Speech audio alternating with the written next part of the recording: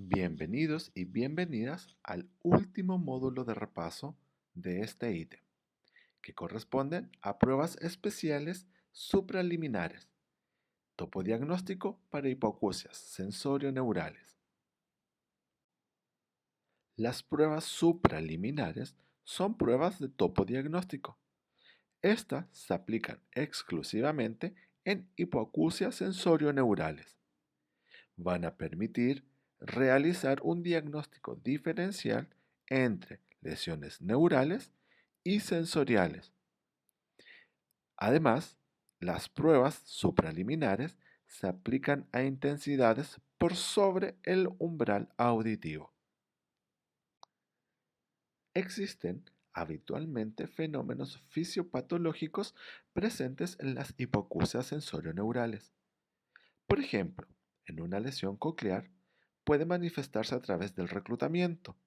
Aquí existe una distorsión en la modulación de intensidad versus sonoridad.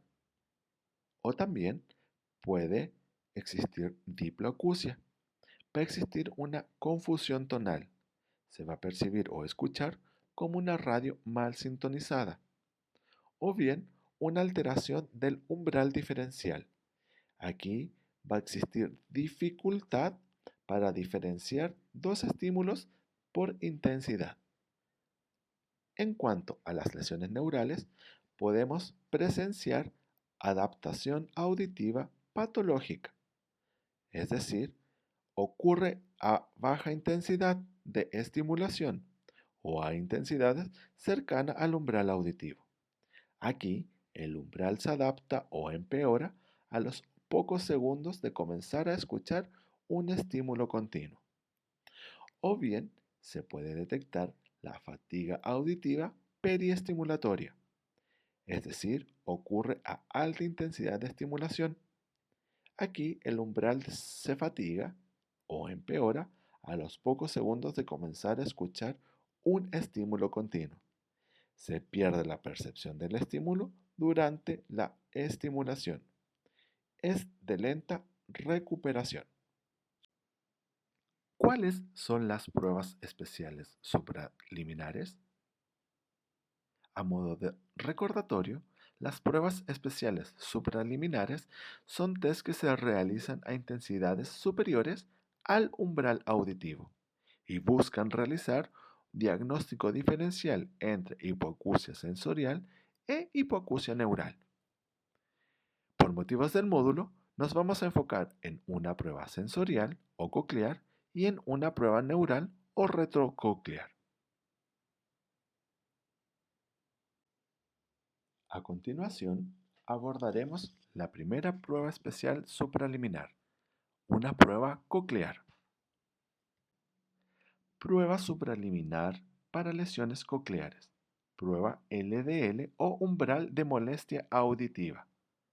Es un test monoural. Busca umbral de disconfort auditivo. Se aplica en frecuencias 500, 1000, 2000 y 4000 Hz. Aplicable en hipoacusias sensorio-neurales unilaterales o bilaterales.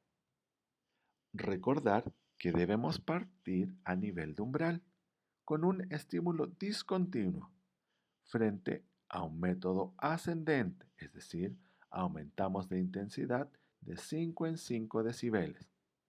Detenemos cuando el sujeto indica molestia auditiva. ¿Y cómo lo vamos a consignar? Utilizaremos un triángulo rectángulo, siendo la base del triángulo rectángulo la que indica la intensidad en decibeles de molestia auditiva. ¿Qué debemos analizar? Bueno, debemos analizar e identificar el campo auditivo dinámico. ¿Qué quiere decir? Debemos detectar e identificar la diferencia entre el umbral aéreo y el umbral LDL. Campo normal debe ser mayor a 80 decibeles. Si es menor, existe reclutamiento. El análisis es por frecuencias y por oído. Aquí podemos visualizar el audiograma y los umbrales de molestia auditiva, graficados con triángulos rectángulos de color rojo para el oído derecho y azul para el oído izquierdo. En las frecuencias 500, el campo dinámico es de 85 decibeles, por ejemplo. Sin embargo, en la frecuencia 1000, 2000 y 4000 Hz, el campo dinámico es menor a 80 decibeles, por lo tanto indica reclutamiento en las frecuencias 1000, 2000 y 4000 Hz. Y para finalizar, abordaremos la prueba supraliminar para lesión neural, deterioro tonal de Carhart o TTDT. El deterioro tonal de Carhart o TTDT es un test monaural. Busca la adaptación auditiva patológica. Se aplica en las frecuencias 500, 1000, 2000 y 4000 Hz. Aplicable en todas las hipoacusias sensorio-neurales, de preferencias unilaterales o asimétricas. El tono debe ser continuo por 1 minuto. La intensidad de estimulación de 0 decibeles SL o 5 decibeles SL. Existen aumentos de 5 decibeles cada vez que el sujeto deje de percibir hasta que el sujeto logre escuchar por 1 minuto el estímulo. ¿Qué consignamos? Consignamos la cantidad de decibeles deteriorados. El deterioro mayor o igual a 30 decibeles implica calcular la velocidad del deterioro. ¿Cuál sería el análisis? Desde 30 decibeles de deterioro se considera posible lesión neural. Una velocidad de deterioro mayor a 15 decibeles por minuto confirma una lesión neural.